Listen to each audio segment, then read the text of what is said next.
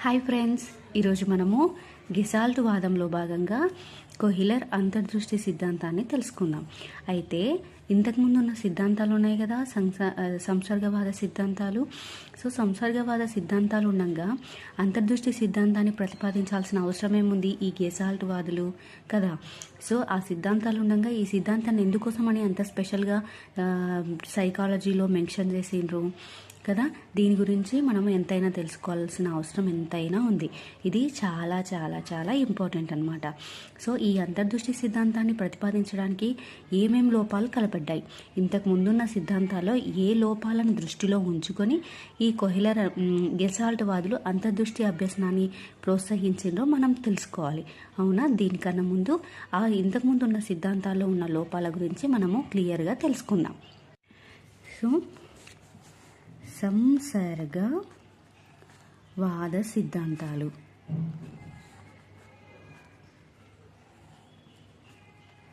So సంసర్గవాద సిద్ధాంతాలు 3 ఉన్నాయి. ఒకటి యత్నదోష,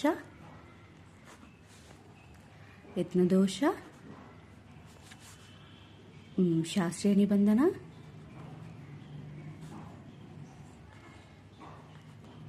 కార్యసాధక. అవునా. సో ఈయననేమో థాండైక్, పావ్లో, ఇక్కడేమో స్కిన్నర్. సో సంసర్గవాద సిద్ధాంతాలు వేటి గురించి చెప్పినాయి? ఈ థాండైక్ కానీ పావ్లో కానీ స్కిన్నర్ కానీ ఏం చెప్పిండ్రు?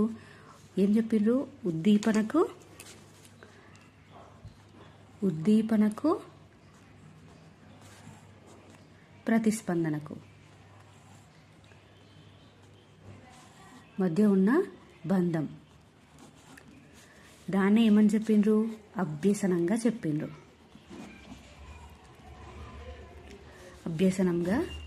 అనమాట. సో ఉద్దీపనకు మరియు ప్రతిస్పందనకు మధ్య బంధం ఏర్పడితే అదే అభ్యసనగా చెప్పిండ్రు అనమాట. అంటే సంసర్గవాద సిద్ధాంతాల్లో యత్నదోష సిద్ధాంతమైన, శాస్త్రీయ నిబంధన సిద్ధాంతమైన, కార్యసాధక నిబంధన సిద్ధాంతంలోనైనా ఉద్దీపన ప్రతిస్పందనల గురించే చెప్పిండ్రనమాట. ఓకేనా. దాని మధ్య బంధం ఏర్పడితే అభ్యసనం అనేది జరుగుతుంది అని చెప్పిండ్రనమాట. సో ఇక్కడ లోపాలేంటి? అంతర్దృష్టివాదులకు ఇక్కడ లోపాలు ఏం కనపడ్డాయి అని అంటే, సో పావ్లో ఆయన ఏం చేసిండు? ఉద్దీపనకు మాత్రమే ప్రాధాన్యత ఇచ్చిండు. అవునా, ఆయనను ఏమంటారు? అందుకే ఎస్ టైప్ అన్నాం మనం. అదేవిధంగా స్కిన్నర్ దేనికి ప్రాధాన్యత ఇచ్చిండు? ప్రతిస్పందనకు ప్రాధాన్యత ఇచ్చిండు అనమాట. ప్రతిస్పందనలకు అందుకే మనం రెస్పాన్స్ అన్నాం కాబట్టి ఆర్ టైప్ అని అన్నాం అనమాట. ఓకేనా. సో అదేవిధంగా థాండైక్ దేనికి ప్రాధాన్యత ఇచ్చిండు? అభ్యసనాన్ని విడివిడి భాగాల ద్వారా చేయాలి అని చెప్పిండు అనమాట. మొత్తంగా కాదు, ఏదైనా ఒక యూనిట్ ఉంటే, లేదా ఏదైనా ఒక టాపిక్ ఉంటే దాన్ని విడివిడి భాగాలుగా విడగొట్టి ఒక భాగం తర్వాత ఇంకొక భాగాన్ని, ఇంకొక భాగం తర్వాత ఇంకొక భాగాన్ని అభ్యసించేలాగా చేయమని చెప్పిండ్రు అనమాట. ఇది థాండైక్. స్కిన్నర్ కూడా ఏమని చెప్పిండు? బోధనా యంత్రంలో ఒక బోధనా యంత్రాన్ని ఇచ్చి అది సక్సెస్ఫుల్గా కంప్లీట్ చేసిన తర్వాత విద్యార్థిని ఇంకొక బోధనా యంత్రంలోకి ప్రవేశపెట్టాలి అని చెప్పిండు అనమాట. ఓకేనా. ఇక్కడ అంతా ఏంటి? విడివిడి భాగాల ద్వారా అభ్యసనం అనేది జరుగుతుంది. ఇక్కడ కూడా విడివిడి భాగాల ద్వారా మాత్రమే అభ్యసనం అనేది జరుగుతుంది అనమాట. పావ్లో కానీ స్కిన్నర్ కానీ థాండైక్ కానీ విడివిడి భాగాల ద్వారా అభ్యసనాన్ని జరిపిండ్రనమాట. దీని ద్వారానే అభ్యసనం అనేది మెరుగ్గా ఉంటుంది అని చెప్పిండ్రనమాట. అయితే పావ్లోలో జీవి ఎలా ఉంటుంది? పావ్లో నిబంధన సిద్ధాంతంలో జీవి స్తబ్దంగా ఉంటుంది. అవునా, దానికి స్తబ్దంగా ఉంటుంది. దానికి ఏదైనా ఉద్దీపన కలిగిస్తేనే అది ప్రతిస్పందిస్తుంది. ఉద్దీపన లేదనుకోండి, ఆహారం లేదు, గంట లేదు, దానికున్న గంట మోగలేదు, ఆహారం రాలేదు, అదేంటి? ఖాళీగా ఉండాల్సిందే కదా, దానికి ఏం పని అయితే లేదు కదా. సో స్తబ్దంగా ఉంటుంది. అదే స్కిన్నర్ థాండైక్లలో జీవి ఎలా ఉంటుంది అంటే మొత్తంగా పరిశీలించదు, సమీక్షించే అవకాశం లేదు. సమీక్షించే అంటే ఏంటి? ఏదాన్ని సమీక్షించే అవకాశం? పరిస్థితిని. ఓకేనా? పరిస్థితిని మొత్తంగా అంటే టోటల్గా సమీక్షించే అంటే పరిశీలించే అవకాశం లేదు.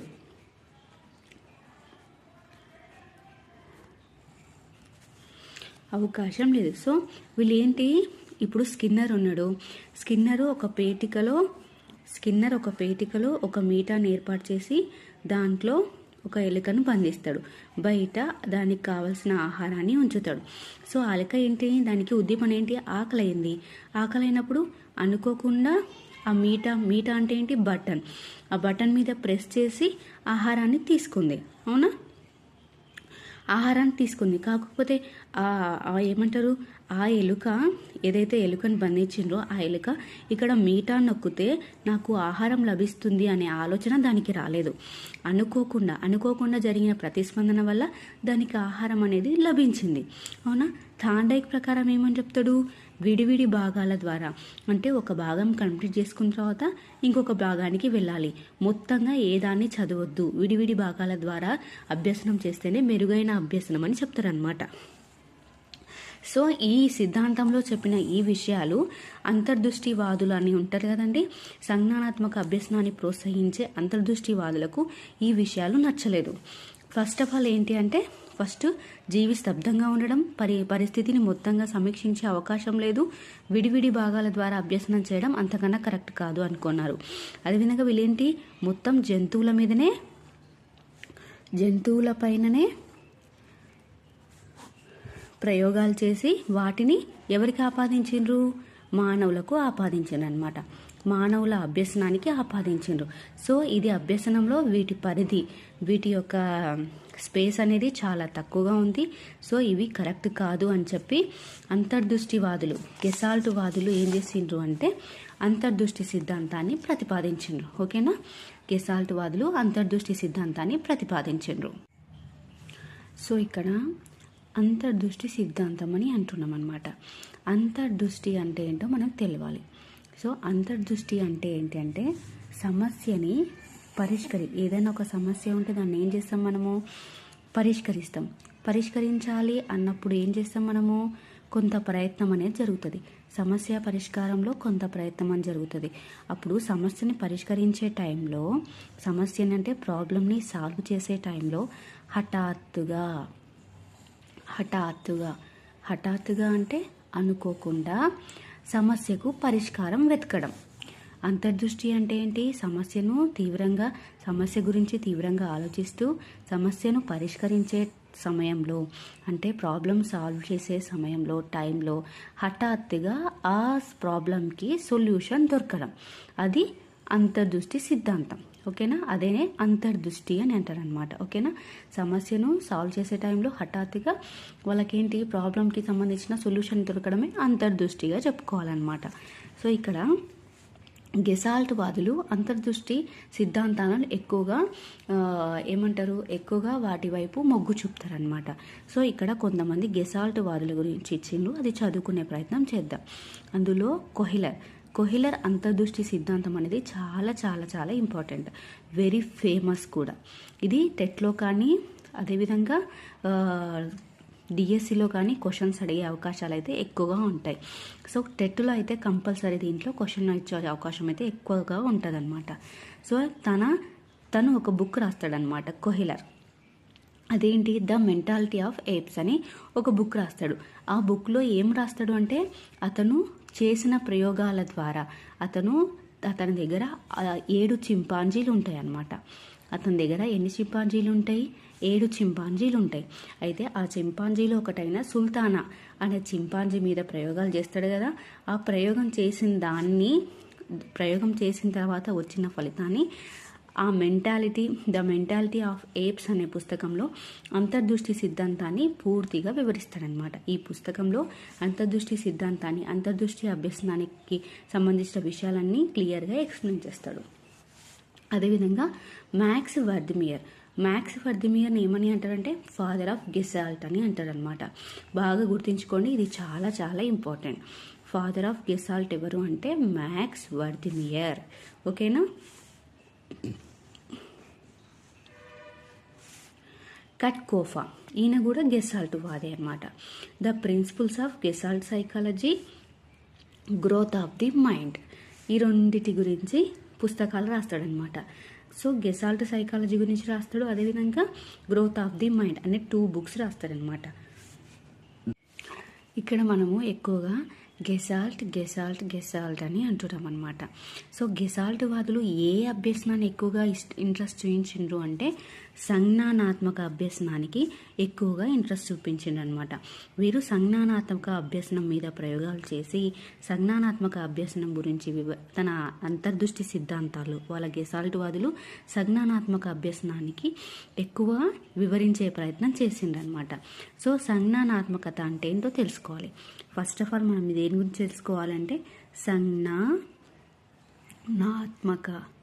సంజ్ఞానాత్మకం అంటే ఏంటో తెలుసుకోవాలి. సో సంజ్ఞానాత్మకం అనేది తెలిస్తేనే మనకు సంజ్ఞానాత్మక అభ్యసనం గురించి ఈజీగా అర్థమవుతుంది. సో సంజ్ఞానాత్మకం అంటే ఏంటి అంటే ఒక వ్యక్తి ఉన్నాడు, ఆ వ్యక్తి తన గురించి, అదేవిధంగా తన పరిసరాల గురించి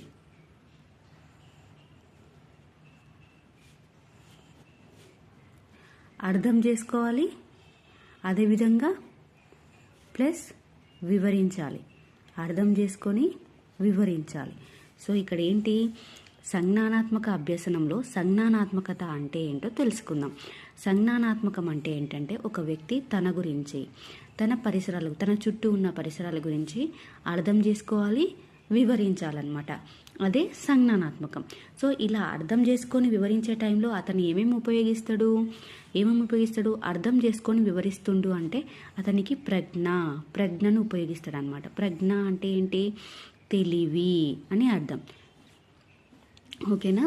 అతను చూస్తున్నాడు అంటే జ్ఞానేంద్రియాల ద్వారా చూస్తాడు, అంటే కళ్ళ ద్వారా చూస్తాడు, తర్వాత చెవుల ద్వారా వింటాడు, విధంగా స్పర్శ ద్వారా చేస్తుంటాడు, వాసన ద్వారా. సో అలా అతనికి వచ్చిన ఇన్ఫర్మేషన్ బట్టి, అతనికి వచ్చిన సమాచారాన్ని తన మేధస్సులో తెలివిగా మార్పుకుంటాడనమాట. సో ప్రజ్ఞను ఉపయోగిస్తాడనమాట. తనని ఏదైనా చూసి అర్థం చేసుకుంటుండంటే అతనికి ప్రజ్ఞ అనేది ఉంటుంది, తెలివి. అదేవిధంగా ఇంకేంటి, తన పరిసరాల గురించి చూసి అతను ఏం చేస్తాడు, ఆలోచిస్తాడు. నెక్స్ట్ ఏం చేస్తాడు, ఆలోచన అనేది చేస్తాడనమాట. నెక్స్ట్ ఇంకొకటి ఏంటి, ప్రజ్ఞ కన్నా ముందు ప్రత్యక్షం అనేది ఉంటుంది. ప్రత్యక్షంగా చూస్తాడనమాట. ఏదైనా సరే వస్తువులని ప్రత్యక్షంగా చూసి దాని గురించి తన తెలివితో దాన్ని అర్థం చేసుకుంటాడు అనమాట. ప్రత్యక్షంగా అంటే జ్ఞానేంద్రియాల ద్వారా చూస్తూ దాని ద్వారా తన తెలివితో అర్థం చేసుకుంటాడు. అర్థం చేసుకున్న విషయాన్ని ఆలోచిస్తాడు, ఆలోచించిన దాన్ని వివేచన కలిగి ఉంటాడు. అంటే ఇవెందుకు ఇలా ఉన్నాయి, ఇవెందుకు అలా ఉన్నాయి అంటే రీజనింగ్గా ఉంటాడనమాట. సో ప్రత్యక్షంగా ఉంటాడు, అదేవిధంగా ప్రజ్ఞను కలిగి ఉంటాడు, ఆలోచన కలిగి ఉంటాడు, వివేచనను కలిగి ఉంటాడు అనమాట. సో ఇవన్నీ తను చేయగలిగితే, ఒకదాని తర్వాత ఒకటి ఇవన్నీ ఒక వ్యక్తి చేయగలిగితే, తన గురించి తన పరిసరాల గురించి అర్థం చేసుకొని వివరించే టైంలో ప్రత్యక్షంగా ప్రజ్ఞతో ఆలోచన వివేచన కలిగి ఉండడమే సంజ్ఞానాత్మక అభ్యసనం. ఓకేనా. సంజ్ఞానాత్మకంలో భాగంగా తన గురించి తన పరిసరాల గురించి అర్థం చేసుకొని వివరించే టైంలో ప్రత్యక్షంగా జ్ఞానేంద్రియాల ద్వారా అబ్జర్వ్ చేస్తూ దాన్ని ప్రజ్ఞగా మలుచుకుంటూ దానిని ఆలోచన చేస్తూ వివేచన పరంగా ఉండడం, ఇదే సంజ్ఞానాత్మక అభ్యసనం. ఓకేనా. సో గెసాల్ట్ వాదులు ఎక్కువగా సంజ్ఞానాత్మక అభ్యసనాన్ని ప్రోత్సహిస్తారు. ఇది బాగా గుర్తుపెట్టుకోండి. గెసాల్ట్ వాదులు సంజ్ఞానాత్మక అభ్యసనం గురించి వివరిస్తారు. సో మనం ఇప్పటి నుంచి గెసాల్ట్ అంటున్నాం. అసలు గెసాల్ట్ అంటే ఏంటో ఫస్ట్ తెలుసుకోవాలి. గెసాల్ట్ అంటే ఏంటి అంటే, గెసాల్ట్ అనే పదం జర్మనీ భాషా పదం. గెసాల్ట్ అనేది జర్మనీ భాషా పదం. ఓకేనా. దీనికి 2 అర్థాలు ఉన్నాయన్నమాట. ఒకటి వ్యవస్థీకృత మొత్తం,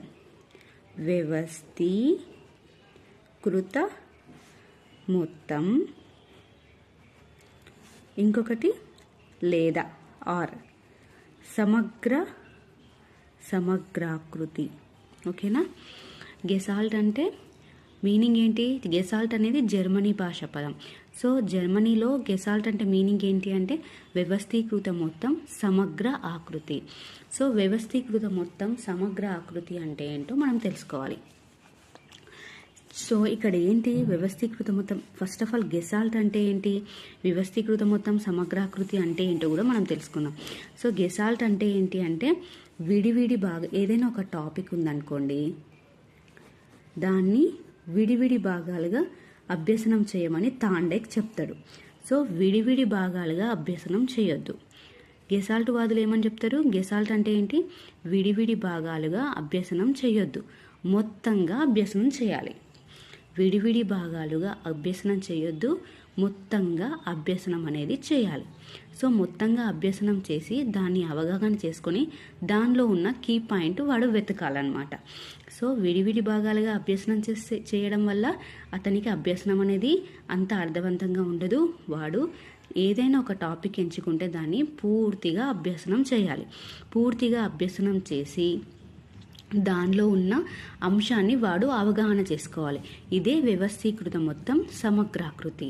సో సమగ్రంగా ఒక విషయాన్ని చదివి అవగాహన చేసుకోవడమే గెసాల్ట్ వాదం అని చెప్తారనమాట. గెసాల్ట్ అని అంటారు, గెసాల్ట్ థియరీ.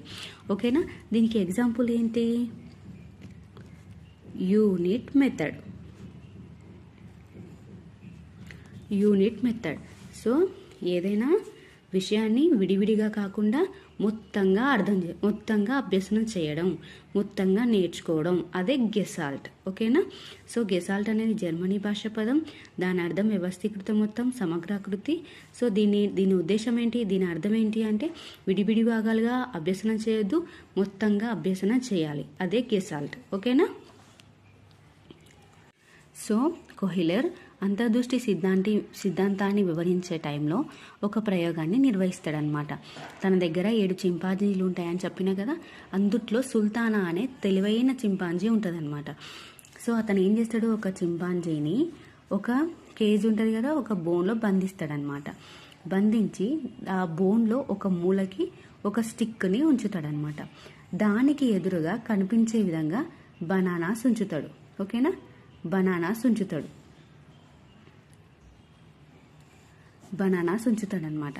సో అప్పుడు ఏం చేస్తుంది ఆ చింపాంజీ, దానికి బనానాస్ చూడంగానే తినాలనిపిస్తుంది. సో దానికి చెయ్యి ద్వారా అంటే తన హ్యాండ్ ద్వారా పిక్ చేయాలని ట్రై చేస్తుంది, కానీ అవి దొరకవు. అప్పుడు ఏం చేస్తుంది, ఆలోచిస్తుంది అనమాట. ఆలోచించి దాని వెనకాల ఉన్న స్టిక్ని తీసుకొని స్టిక్ ద్వారా వాటిని ముందుకు లాక్కొని తీసుకొని తింటుందన్నమాట. ఓకేనా. ఇక్కడ ఏం జరిగింది, ఈ చింపాంజీ ఏదైతే ఉందో, సుల్తానా అనే చింపాంజీ ఏమైతే ఉందో, అది బనానాలు తినాలి అని అనుకుంది అనమాట. అప్పుడు ఏం చేసింది, చేతు ద్వారా అందుకోవాలని అంటే హ్యాండ్ ద్వారా పిక్ చేసుకోవాలని ట్రై చేసింది, కానీ అందకుంటే ఏం చేసింది, దానికి హఠాత్తుగా దానికి ఒక ఐడియా వచ్చిందనమాట. సడన్గా దానికి ఒక ఐడియా వచ్చింది, ఎందుకు మనం స్టిక్ యూస్ చేయొద్దు అని. స్టిక్ యూస్ చేసి తనకు కావాల్సిన బనానాస్ తీసుకొని తిని హ్యాపీగా ఉంది. సో ఇక్కడ ఏం జరిగింది, హఠాత్తుగా వచ్చిన ఆలోచన వల్ల దానికి ఏం జరిగింది, బనానాస్ అనేది దొరికినాయి అనమాట. ప్రతిస్పందన అనేది జరిగిందనమాట. ఓకేనా. ఇంకొకసారి ఏం చేస్తాడు, ఇదే కేజ్లో ఇదే చింపాంజీ దగ్గర 2 స్టిక్స్ పెడతాడనమాట. దానికన్నా కొంచెం దూరంలో బనానాస్ ఉంచుతాడనమాట. బనానాస్ని ఉంచుతాడు. అప్పుడు ఏం చేస్తుంది ఈ చింపాంజీ, 1 స్టిక్తో లాస్ట్ టైంలో లాగా 1 స్టిక్తో ట్రై చేస్తుంది అనమాట. సో దానికి ఏంటి, ఆ స్టిక్కి ఆ బనానాస్ అందవు, ఎందుకంటే కొంచెం దూరంగా పుంచిండు కాబట్టి. అప్పుడు అది మళ్ళీ ఆలోచిస్తూ ఉంటుంది అనమాట. సో అప్పుడు ఏం చేస్తుంది, 2 స్టిక్స్ని జాయిన్ చేస్తుంది. 2 స్టిక్స్ని జాయిన్ చేసి 1 స్టిక్గా మారుస్తుంది అనమాట. సో దానికి జాయింట్ అనేది ఉంటుంది కాబట్టి 2 స్టిక్స్ని జాయిన్ చేసి 2 స్టిక్స్ని జాయిన్ చేసిన స్టిక్స్తో బనానాస్ని మెల్లగా జరుపుకొని తీసుకొని తింటుందన్నమాట. ఇక్కడ ఏం జరిగింది, ఇక్కడ కూడా దాని ప్రజ్ఞనే కదా, ఇక్కడ కూడా తన తెలివిని ఉపయోగించింది అనమాట. ఏదో మీటా అయితే నొక్కలేదు కదా అది అనుకోకుండా, ఇక్కడేంటి చింపాంజీ ఒక స్టిక్తో ట్రై చేసింది, రాలేదు. ఇంకొక స్టిక్ని కూడా జోడించి ట్రై చేసింది, దానికి కావాల్సిన బనానాస్ దొరికినాయి అనమాట. సో ఇక్కడ ఏంటి, యత్న దోషాలు అనేటివి ఉన్నాయా. ఫస్ట్ ఏం చేసింది, హ్యాండ్తో పిక్ చేసుకుంది, కానీ దొరకలేదు. తర్వాత స్టిక్తో పిక్ చేసుకుంది. అదేవిధంగా ఫస్ట్ నెక్స్ట్ టైం ఏం చేసింది, ఒక స్టిక్తో పిక్ చేసింది, రాలేదు. 2 స్టిక్స్ని జాయిన్ చేసి పిక్ చేసింది, అప్పుడు వచ్చినాయి. అంటే సో యత్న దోషాలు అనేటివి ఉంటాయి, కానీ ఇక్కడ సమస్యని మొత్తంగా చింపాంజీ ఏం చేసింది, ఇక్కడ ఉన్న సమస్య, తన దగ్గర ఉన్న సమస్యను మొత్తంగా సమీక్షించి ఏ దాని వల్ల అయితే తనకు బనానాలు దొరికితే దాన్ని మాత్రమే ఉపయోగించుకుందనమాట. సరేనా? సమస్య మొత్తాన్ని సమీక్షించే అవకాశం కూడా ఉంటుంది. దీనికి వీటికి హఠాత్తుగా ఈ చింపాంజీకి ఏమైంది, సడన్గా ఒక ఐడియా ద్వారా తనకు కావాల్సిన బనానాలు తీసుకుందనమాట. ఇది అంతర్దృష్టి సిద్ధాంతంలో కోహిలర్ చేసిన ప్రయోగం అనమాట. దీని ఆధారంగా అంతర్దృష్టి అభ్యసనాన్ని ఈ మెంటాలిటీ ఆఫ్ ఏప్స్ అనే పుస్తకంలో వివరిస్తాడనమాట. ఈ ప్రయోగంతో పాటు అంతర్దృష్టి అభ్యసనానికి సంబంధించిన విషయాలన్నీ దీంట్లో వివరిస్తాడనమాట. ఓకేనా? ఇక్కడ ఎగ్జాంపుల్గా ఏముంటాయంటే యురేకా, హ్యుర్రే, ఆహా అనే అనుభూతులు ఉంటాయిగా, ఇవన్నీ అంతర్దృష్టి సిద్ధాంతానికి ఎగ్జాంపుల్స్ అనమాట. ఓకేనా? యురేకా, హ్యుర్రే, ఆహా అనే అనుభూతులు అంతర్దృష్టి సిద్ధాంతానికి ఎగ్జాంపుల్స్ అనమాట. ఒకసారి మనము ఒక ఎగ్జాంపుల్ చూసుకుందాం. అదేంటి అంటే ఆర్కిమెడిస్ సూత్రం తెలుసు కదండి. ద్రవ్యరాశి భారం కనుక్కుంటాడు ఆర్కిమెడిస్. సో అతను ఏం చేస్తాడు, అతను ద్రవ్యరాశి భారాన్ని కనుక్కునే టైంలో అతను దాని గురించి చాలా చాలా ఆలోచిస్తూ ఉంటాడనమాట. సో అతను సడన్గా ఒకరోజు స్నానానికి వెళ్తాడనమాట. స్నానానికి వెళ్తున్నప్పుడు అతను బకెట్ ఉంటుందా, బకెట్ ఫుల్గా వాటర్ తీసుకుంటాడనమాట. దాంట్లో మగ్గుని ముంచుతాడు. ఇది మగ్గు అనుకోండి. ఈ మగ్గుని ముంచినప్పుడు ఏం చేస్తాయి, బకెట్ ఫుల్ ఉన్న వాటర్లో మగ్గుని ముంచినప్పుడు ఏం జరుగుతుంది అంటే వాటర్ అనేది కొంత బయటికి పడిపోతుంది. దాన్ని అబ్జర్వ్ చేస్తాడు. మళ్ళీ బకెట్ ఫుల్ వాటర్ నింపుతాడు. బకెట్ ఫుల్ వాటర్ నింపి మళ్ళీ బకెట్లోకి ఇదే మగ్గుని మళ్ళీ పెడతాడనమాట. పెడుతున్నప్పుడు మళ్ళీ వాటర్ అనేది ఫ్లో అవుతూ ఉంటుంది. ఫ్లో అయ్యి కిందికి వెళ్తూ ఉంటుంది. అవును కదండి, ఫుల్ వాటర్ పెట్టినప్పుడు ఫ్లో అవుతుంటుంది కదా. సో ఫ్లో అయ్యి వెళ్తూ ఉంటుంది. అతనికి అప్పుడు సడన్గా ఒక ఐడియా వస్తుంది అనమాట. అతను ఏం చేస్తాడు, స్నానం చేసే టైంలో వితౌట్ డ్రెస్ తోటి అతను బయటికి ఉరికొచ్చి యురేకా యురేకా యురేకా అని అలురుతూ ఉంటాడు అనమాట. అలురుతూ ఉంటే అందరు ఆశ్చర్యపోతూ ఉంటారు. ఆశ్చర్యపోయిన తర్వాత రాజు దగ్గరికి వెళ్తాడనమాట. ఇమీడియట్గా రాజు దగ్గరికి వెళ్ళి ఆయన ఏం చేస్తాడు, ఒక బకెట్, ఒక పాత్ర లేకుంటే ఒక బీకరో ఏదో సంథింగ్ తీసుకొని దాని కింద ఒక టబ్బు పెడతాడనమాట. టబ్బు పెట్టినప్పుడు దాంట్లో ఏమంటారు, ఏదైనా ఒక రాయిని లేకపోతే దాని నిండా వాటర్ తీసుకొని ఏదైనా ఒక రాయిని లేకుంటే ఏదైనా ఒక వస్తువుని దాంట్లో పడేస్తాడనమాట. పడేసినప్పుడు నిండుగా ఉన్న నీళ్ళు ఏం చేస్తే, నిండుగా ఉన్న నీళ్ళలో ఏదైనా ఒక రాయి కానీ వస్తువు కానీ పడినప్పుడు అవి ఏం చేస్తాయి, వాటర్ అనేది ఫ్లో అయ్యి టబ్బులో పడిపోతాయి అన్నమాట. సో ఈ రాయి బరువు ఈ ఫ్లో అయిన వాటర్కి సమానమని చెప్తాడనమాట. ఈ రాయి యొక్క బరువు ఈ ఫ్లో అయిన బరువుకు సమానమని చెప్తాడనమాట. సో ఇది ఆర్కిమెడిస్ సూత్రంగా ప్రతిపాదిస్తాడనమాట. నెక్స్ట్ సో అతను కనుక్కునే టైంలో ఏం చేసిండు, దాని గురించే ఆలోచిస్తా ఉన్నాడు.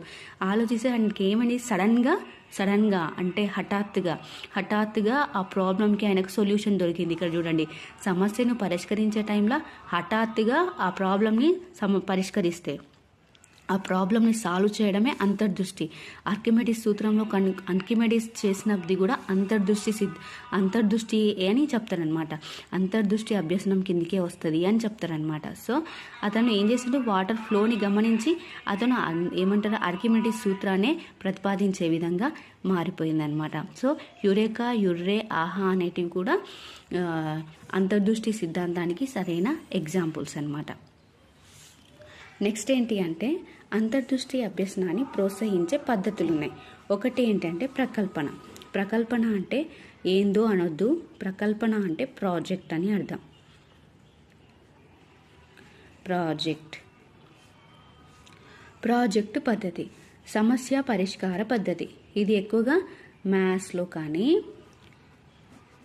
అదేవిధంగా సైన్స్లో కానీ ఎక్కువగా సమస్య పరిష్కార పద్ధతులు ఉపయోగిస్తాం. అదేవిధంగా అన్వేషణ పద్ధతి అంటే ఏంటి, ఇన్వెస్టిగేషన్ మెథడ్.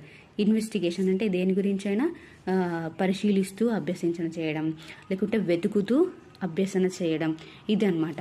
ఈ 3 బోధనా పద్ధతిలో అంతర్దృష్టి అభ్యసనం అనేది దాగి ఉంటుంది అని చెప్తున్నారనమాట. సో ఎక్స్ అనే శాస్త్రవేత్త అనమాట. ఈయన కూడా అంతర్దృష్టి సిద్ధాంతాన్ని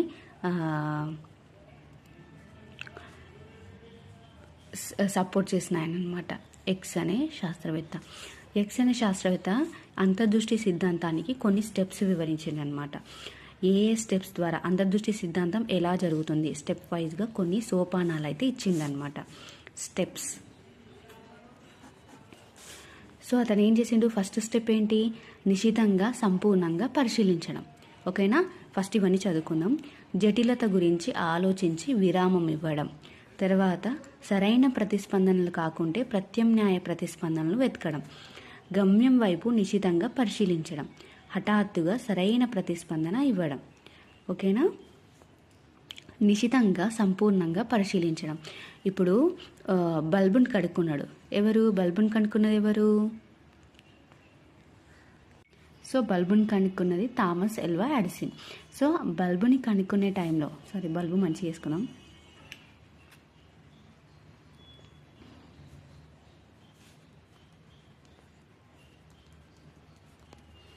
సో బల్బుని కనుక్కునే టైంలో ఆయన ఏం చేసిండు, బల్బుకు సంబంధించిన వస్తువులు ఏవైతే ఉంటాయో వాటిని ఈ లైట్ ఎట్లాగైనా కావాలి అనుకున్నప్పుడు ఆయన చేసిండు, నిశితంగా సంపూర్ణంగా పరిశీలించింటారు ఫస్ట్.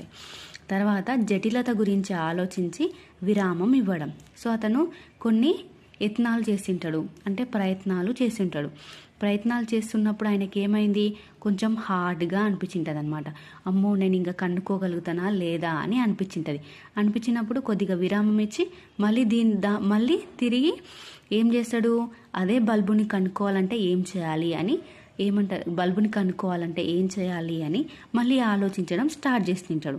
నెక్స్ట్ ఏంటి, సరైన ప్రతిస్పందనలు కాకుంటే ప్రత్యామ్నాయ ప్రతిస్పందనలు వెతుకుతాడు. ఇప్పుడు బల్బుని కనుక్కునే టైంలో ఆయన ఎన్నో మిస్టేక్స్ చేసిందంట, అంటే 100 times ఫెయిల్ అయిందంట. ఆయన ఎన్నో టైమ్స్ ఫెయిల్ అయిందంట. సో ఎన్నో టైమ్స్ ఫెయిల్ అయిందంటే ఆయన ప్రతిస్పందనలు సరైనవి కావు. సో సరైనవి కావు అన్నప్పుడు అతను ఏం చేసిండు, దాన్ని వదులుకోలేడనమాట. తిరిగి ప్రత్యామ్నాయ ప్రతిస్పందనలు ఉంటాయా, ప్రత్యామ్నాయ ప్రతిస్పందనలు ఏమైతే ఉంటాయో వాటిని అంటే ఇలా కనుక్కుంటే నేను ఇది జోడిస్తే నాకు బల్బు అనేది వెలగలేదు, సో నేను ఇంకొకటి ఏదైనా జోడించాలి అనేదే ప్రత్యామ్నాయ ప్రతిస్పందనలు. గమ్యం వైపు నిశితంగా పరిశీలించడం. అతను ఏం చేసినా అతను ఎంచుకున్న దాని మీదనే అతను ఉన్నాడనమాట. దాని నుంచి ఏమంటారు బ్యాకప్ అనేది కాలేదనమాట. హఠాత్తుగా సరైన ప్రతిస్పందన ఇవ్వడం. తను ప్రయత్నం చేస్తున్న టైంలో, బల్బును వెలగాలి అనే ప్రయత్నం చేస్తున్న టైంలో హఠాత్తుగా ఏదో ఒకసారి ఆయన చేయడం వల్ల అది బల్బ్ అనేది వెలిగిందనమాట.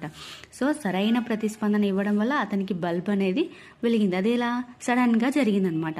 అతను ఇంతకుముందు ఎన్నో ప్రయత్నాలు చేసిండు, అయినా బల్బ్ వెలగలేదు. హఠాత్తుగా బల్బ్ అనేది వెలిగిందనమాట. అతను సరైన ప్రతిస్పందనలు వచ్చినాయి అనమాట. సో హఠాత్తుగా వెలిగిందని ఏం చేసిండు, ఆయన రిమెంబర్ చేసుకొని దాన్నే మళ్ళీ చేయడం. అతనికి గమ్యం వైపు వెళ్తున్న టైంలో అతనికి ఎన్నో డైవర్షన్స్ ఉంటాయి. ఆ డైవర్షన్స్ని అధిగమించి తన గమ్యాన్ని తను చేరుకునేలాగా చేరిండనమాట. సో అందుకే అతను ఇప్పుడు చాలా చాలా ఫేమస్గా మారిపోయిండు. ఓకేనా, నెక్స్ట్ విద్యా విషయక ప్రాముఖ్యత ఏముందో తెలుసుకుందాం. విద్యా విషయక ప్రాముఖ్యతలో భాగంగా ఈ అంతర్దృష్టి అభ్యసనం వల్ల వ్యక్తి సామర్థ్యం అనేది మెరుగుపడుతుంది. ప్రజ్ఞ సంబంధిత పూర్వ అనుభవాలు కూడా కలిగి ఉంటారనమాట విద్యార్థి. చేయడం ద్వారా అభ్యసనం, ఇది చాలా ఇంపార్టెంట్. లెర్నింగ్ బై డూయింగ్, చేయడం ద్వారా అభ్యసనం అనేది జరగాలి. ప్రస్తుతం శిశు కేంద్రిక లో జరిగేది ఏంటి, శిశు కేంద్రక విద్యా విధానంలో జరిగేది ఏంటి అంటే లెర్నింగ్ బై డూయింగ్ అనేది జరుగుతుందన్నమాట. చేయడం ద్వారా అభ్యసనం చేయాలి, చూడడం ద్వారా కాదు. ఇక్కడ ఏంది, చేయడం ద్వారా అభ్యసనం చేస్తున్నప్పుడు, చేయడం ద్వారానే లెర్నింగ్ జరుగుతున్నప్పుడు, అంటే లెర్నింగ్ బై డూయింగ్ జరుగుతున్నప్పుడు బట్టి పడతాడా, వాడికి ఏదైతే వస్తుందో దాన్నే గుర్తించుకుంటాడు. కానీ బట్టి పడతాడా, గుడ్డిగా నమ్ముతాడా, నమ్మడానికి అవకాశం లేనే లేదు. అదేవిధంగా ఏదైనా చేయడం ద్వారా అభ్యసనం అన్నప్పుడు వాడు ఖచ్చితంగా తన బ్రెయిన్కి పని చెప్పాల్సిందే. పని చెప్పి విషయ అభ్యసనం అనేది పెరుగుతుంది. పని చెప్పడం వల్ల వాడి సబ్జెక్ట్ లెర్నింగ్ అనేది ఈజీగా ఇంప్రూవ్ అవుతుంది. సో ఇక్కడ ఏంటి, ప్రయోగాల ద్వారా చేయొచ్చు, లేకపోతే ఏదైనా ప్రాజెక్ట్ పద్ధతుల ద్వారా చేయొచ్చు, ఏదైనా ప్రాబ్లమ్ సాల్వ్ చేసే విధంగా చేయొచ్చు. కానీ వాడు దేనికి పని చెప్తాడు, తన బ్రెయిన్కి, తన మేధస్సుకు పని చెప్పి విషయ అభ్యసనాన్ని పొందుతాడనమాట. ఇది ఇవాల్టి కొహ్లర్ యొక్క అంతర్దృష్టి సిద్ధాంతం. సరేనా? ఈ సిద్ధాంతం అనేది మీకు నచ్చినట్లయితే ఖచ్చితంగా లైక్ చేయండి, సబ్స్క్రైబ్ చేయండి. మీకు ఏదైనా అంశం దీంట్లో అర్థం కాకపోతే ఖచ్చితంగా కామెంట్ చేయండి. నేను మళ్ళీ తిరిగి దీన్ని ఎక్స్ప్లెయిన్ చేస్తాను. మీరు ఎన్నిసార్లు అర్థం కాలేదని చెప్తే అన్నిసార్లు నేను తిరిగి ఎక్స్ప్లెయిన్ చేయగలుగుతా. ఓకేనా? ఖచ్చితంగా కామెంట్ అనేది చేయండి. మీ కామెంట్ అనేది నాకు చాలా చాలా వాల్యుబుల్. Thank you.